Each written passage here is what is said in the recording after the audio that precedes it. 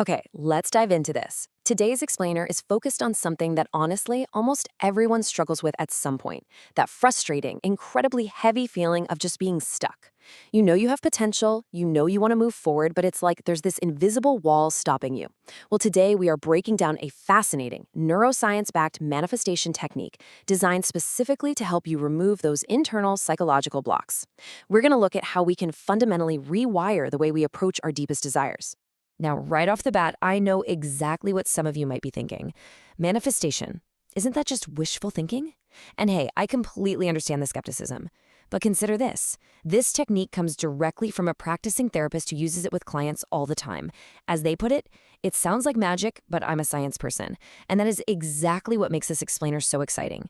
We're going to bridge that gap between the mystical idea of manifesting what you want and the hard, undeniable neurobiology of how our brains actually function. So here's our roadmap for today. We'll start with a structured approach, move into envisioning your future self, confront those internal blocks, learn how to take one safe step, and finally, dive into the actual brain science of how this works. Section 1, the magic of science, a structured approach. Let's set the stage. If we really want to break through that feeling of being stuck and reach our true potential, we can't just cross our fingers and hope for the best, right? We need a solid method. And here is that roadmap. The absolute beauty of this technique is in its extreme simplicity. It's 5 concrete steps. First, we light the desire. Second, we embody the future self. Third, we identify the block. Fourth, we understand its protective nature. And fifth, we take one single safe step. This is how we take concepts that usually feel totally overwhelming and turn them into a practical formula that you can use right away. Section 2, envisioning your future self, covering steps 1 and 2. Let's slow down for a second here. Before we can fix anything, we have to clearly define our ultimate goal. Step 1 is deceptively simple. Write down exactly what you want. Is it unshakable confidence? Is it career success? Maybe it's a deeply fulfilling relationship? Or perhaps it's financial abundance. Whatever it is, write it down. Why? Because the moment you physically put it on paper, it stops being this vague, floating daydream and becomes anchored right into physical reality. Now for step 2, which is incredibly critical. I want you to close your eyes and take 3 deep breaths. Don't just imagine the outcome, like, a pile of money or a relationship. Imagine the version of yourself that already possesses it. How does this future you walk into a room? How do they think? When they face a tough choice, how do they make decisions? How do they handle a highly stressful day? You really need to take your time here and deeply embody the specific traits and behaviors of that future person. Section 3. Confronting your internal blocks, steps 3 and 4. And this brilliantly illustrates step 3. This is the most emotionally resonant phase of our journey, where we step up and finally meet our inner resistance face to face. You hold that vivid image of your future self in your mind, and you ask them this profound question. What is it inside of me that is stopping me from becoming you? The absolute key here is not to force the answer. Seriously, don't overthink it.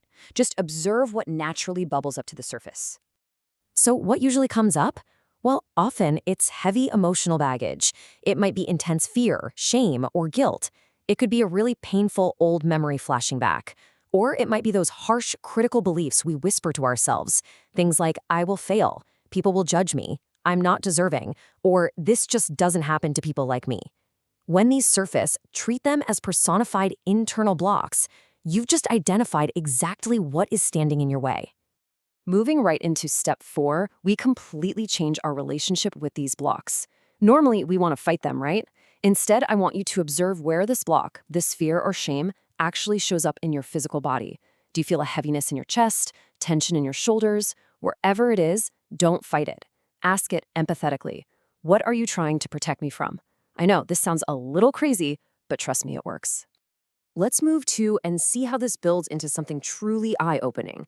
Most of our blocks didn't start out trying to ruin our lives. They originally started as protective mechanisms. For example, perfectionism is a block, but its goal is to protect you from criticism. Procrastination stops you from working, but it's really trying to protect you from the pain of failure. People-pleasing drains you, but it acts as a shield against rejection. Once you realize your block is just a misguided bodyguard, you completely take its power away.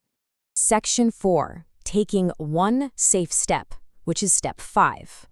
Okay, now that we've uncovered the root of the block and made peace with it, it's time to get actionable. It is time to start moving forward again. Ask yourself, what is one tiny step I can take towards this new version of myself in the next 24 hours that also makes me feel safe? That last part is the absolutely crucial rule. It must be a step that does not trigger your brain's alarm bells. Let me give you a highly relatable example from the source material. Let's say your future self is a successful creator and you want to post a reel, but your block says people will judge me. Don't force yourself to post the reel immediately. That just triggers the fear response. Instead, bypass the fear by taking the safe step. Just record the video in the next 24 hours and safely save it to your drafts. You are taking real action toward your new identity without all the psychological overwhelm. Section 5. How your brain changes. The science. So the crucial point is, why does this simple 5-step process work so incredibly well? It's not magic. It works on 2 distinct neurobiological levels. Level 1 involves your RAS, or the reticular activation system. Think of this as the algorithm of your brain. Just like a social media algorithm shows you more of what you click on, your RAS filters millions of bits of information and brings you more of what you focus on. By taking the time in step 2 to clearly and vividly imagine your future self, you are actively training this system. Because you've programmed the algorithm with this clear vision, your brain automatically starts noticing the thoughts, the hidden opportunities, and the daily actions that match this new identity. It starts aligning your conscious, everyday reality with the exact desired outcomes you envisioned. You literally train your brain to see the path forward. It's amazing. Level 2 is neuroplasticity. Our brains are essentially prediction machines based on our old experiences. If your past taught you, I am not safe or I will be rejected, your brain predicts that will happen again. But neuroplasticity is the brain's ability to reorganize itself based on new evidence. When you identify your block, understand it, and then take that one small, safe step, you are handing your brain undeniable new evidence. You are proving that it is safe to move forward, and slowly but surely, you rewrite those old predictive patterns of failure. You are literally rewiring your neural pathways to align with the person you want to become. It bridges the gap between who you are and who you want to be, all by working with your brain instead of against it. So, I leave you with this final, provocative thought to kickstart your own neuroplasticity right now. Based on everything we just uncovered, what is your tiny, safe step for the next 24 hours? Take it and watch how your reality begins to shift.